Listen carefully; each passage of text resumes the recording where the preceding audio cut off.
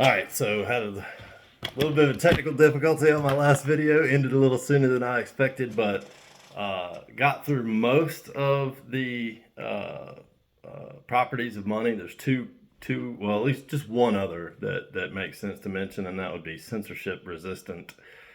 So durability, portability, divisibility, fungibility, scalability, or excuse me, scarcity, verifiability, established history, and censorship resistance. So I haven't really talked that much about Bitcoin other than in the first video of the series, which, by the way, this is episode 4, I think. So I wanted to come back now, and since we've mentioned the properties of money, talk about and compare the different types of money across those different properties. So durability.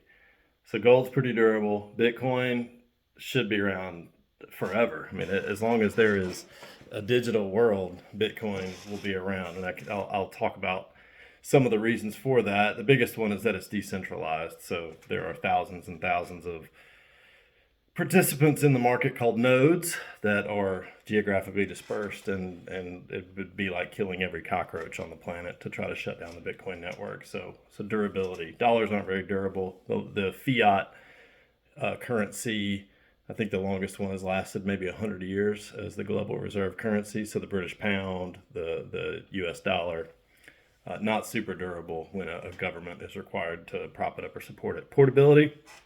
Gold, pretty portable, except when you think about large quantities of it. So, France sent an aircraft carrier to come and pick up their gold from the US after World War II. If you've got, hundreds of thousands or millions of dollars of gold, that's pretty heavy, and you're going to have to pay a bunch of security people to guard it as you move it. Whereas Bitcoin, you can send it for pennies or even fractions of a penny to anywhere in the world at the speed of light. So portability is orders of magnitude. Bitcoin is orders of magnitude better from a portability standpoint. Divisibility, one Bitcoin can be divided into 1/100 millionths of a Bitcoin, so 100 million fractions, so 0.00000001, and that could even be changed if that's not divisible enough in the future. Since it's computer code, it'd be easy just to extend the number of decimal places that it can go. And in fact, it's already been done in layer 2 solutions like the Lightning Network. You can actually send even fractions of a Satoshi, which a Satoshi is 100 millionth of a Bitcoin. So durability, portability, divisibility. Durability, you could argue that gold has proven its durability, but Bitcoin is certainly as or more durable in digital form. So Bitcoin beats gold and the dollar, obviously, in portability and divisibility. And as compared to the dollar in portability, it costs more money to send money. So like think about Western Union. It's 10-20% to send money cross border, whereas Bitcoin is fractions of a penny. Fungibility, a Bitcoin is a Bitcoin is a Bitcoin. The software verifies it. So just like gold's fungibility and the dollar's fungibility, they're probably all pretty much on par with one another as far as fungibility. Scarcity, this is the one that hooked me years ago. There will only ever be 21 million Bitcoin. And I'll say that again, there can and will only ever be 21 million Bitcoin. So it is what we refer to as absolutely scarce. So every other asset in the world, if the price goes up, you can make more of it. Apple can make more iPhones. Gold miners can go and put more energy into mining gold. And in fact, the supply of gold goes up about 1.5% every year. You can't just make more Bitcoin. Its bottom line is it's absolutely scarce. The only thing that's really comparable is human life. We're none of us are getting out of this alive. We're all going to die at some point. Bitcoin is a monetary representation of that.